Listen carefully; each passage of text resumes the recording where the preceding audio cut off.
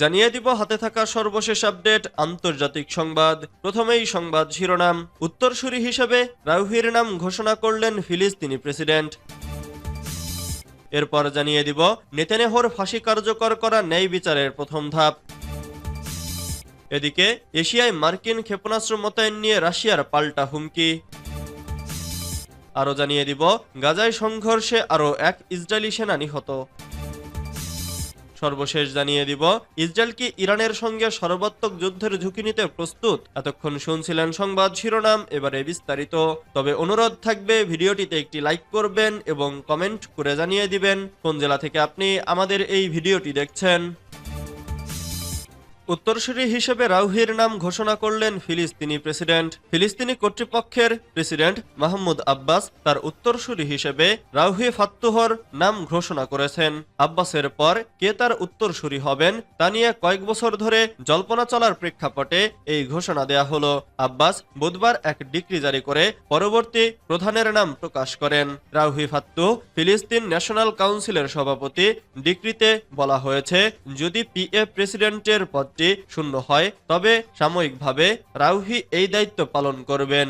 উল্লেখ্য, ফিলিস্তিনি নির্বাচন আইন অনুযায়ী ফাত্তুর অন্তর্বর্তী প্রেসিডেন্ট হলে তিনি 90 দিনের মধ্যে নির্বাচন অনুষ্ঠিত না হওয়া পর্যন্ত ওই দায়িত্বে থাকবেন। উল্লেখ্য, 2004 সালে ইয়াসির আব্বাস মারা যাওয়ার পর ফাত্তুহ অন্তর্বর্তী প্রেসিডেন্ট হিসেবে দায়িত্ব পালন করেছিলেন।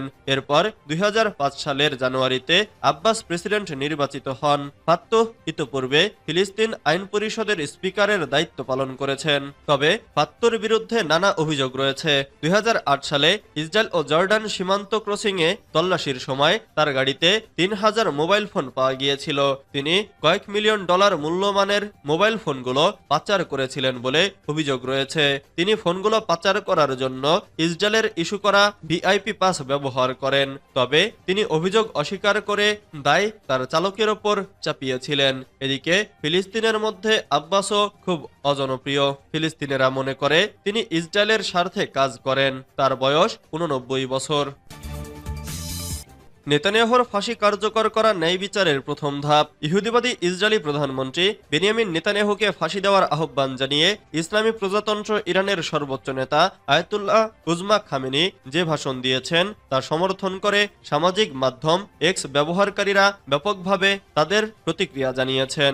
ইমাম খামেনি সোমবার 25শে নভেম্বর ইরানের স্বেচ্ছাসেবী বাহিনী বাসিজের হাজার হাজার সদস্যের সমাবেশে দেয়া ভাষণে বলেন, নেতানিয়াহুর বিরুদ্ধে যে গ্রেফতারির পরোয়ানা জারি করা হয়েছে তা যথেষ্ট নয়। তার পাশাপাশি ইসরায়েলের অন্যান্য যুদ্ধাপরাধীদের বিরুদ্ধেও মৃত্যুদণ্ড জারি করতে হবে।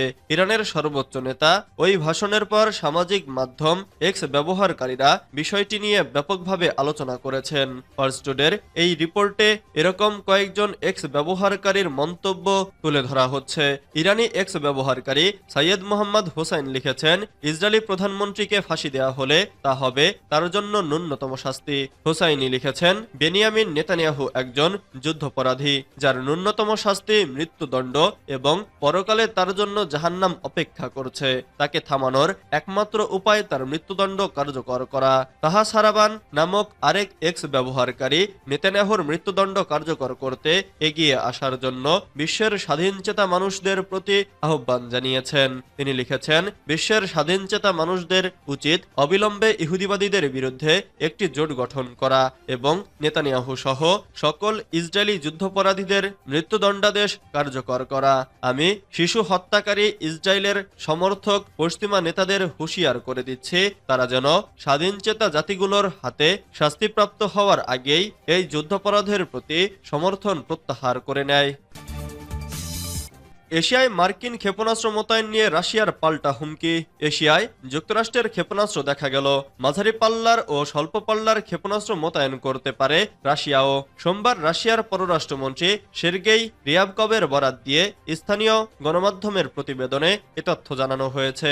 রাশিয়া এশিয়ায় মধ্যপাল্লার ও স্বল্প পাল্লার ক্ষেপণাস্ত্র মোতায়েনের কথা বিবেচনা করছে কিনা সাংবাদিকদের এমন প্রশ্নের জবাবে তিনি একথা বলেন। রিয়াকভ বলেন, বিশ্বের যে কোনো অঞ্চলে যুক্তরাষ্ট্র যুক্তরাষ্ট্রের সিস্টেমের উপস্থিতি আমাদের অন্তর্বর্তী পদক্ষেপ নির্ধারণ করবে। এর মধ্যে সামরিক প্রযুক্তিগত প্রতিক্রিয়া সংগঠিত করার বিষয়টিও থাকবে। তিনি আরও জানান, যুক্তরাষ্ট্রের যেসব ইউরোপীয় ঘাঁটিগুলোতে পারমাণবিক অস্ত্র মোতায়েন করা হয়েছে সেগুলো রাশিয়ার জন্য সম্ভাব্য লক্ষ্য হতে পারে।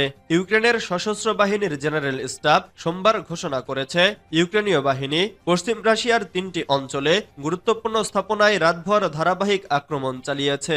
জেনারেল স্টাফ এক ফেসবুক বিবৃতিতে জানান, কালুগা অঞ্চলের একটি তেলের ডিপোতে আক্রমণ করা হয়েছে। তিনি আরও জানান, ব্রায়ানস্ক ও কুরস্ক অঞ্চলের অন্যান্য লক্ষ্যবস্তুতে আক্রমণের ক্ষতির পরিমাণ এখানে খতিয়ে দেখা হচ্ছে। গাজায় সংঘর্ষে আরও এক ইসরায়েলি সেনা নিহত।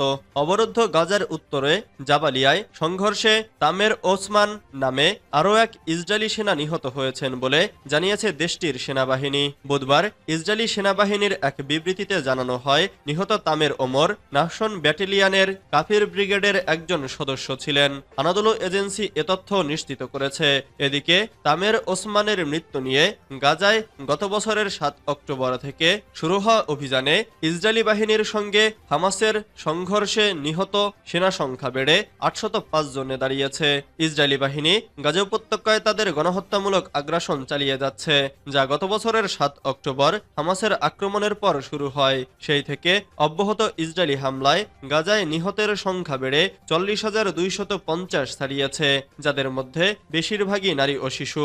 এছাড়া আহত হয়েছেন 104,800 জনের বেশি। তবে গাজার চিকিৎসকদের অনুমান, নিহত ফিলিস্তিনের সংখ্যা 1 লাখের বেশি। চিকিৎসা সাময়িকী ল্যান্সেট বলছে এ সংখ্যা 1,86,000 বা তার বেশি।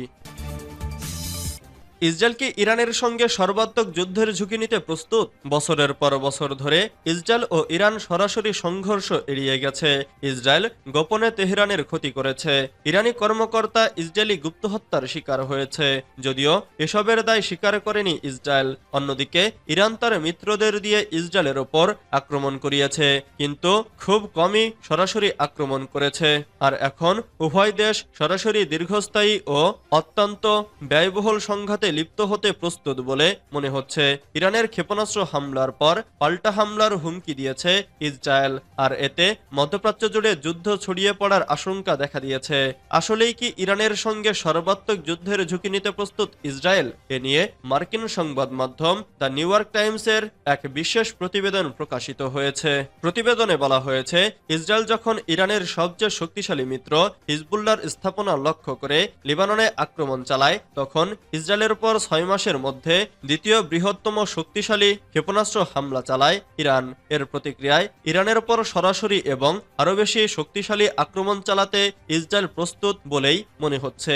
আবার ইরানও হুঁশিয়ারি দিয়েছে, ইসরায়েল আঘাত হানলে তারা ব্যাপক প্রতিশোধ নেবে।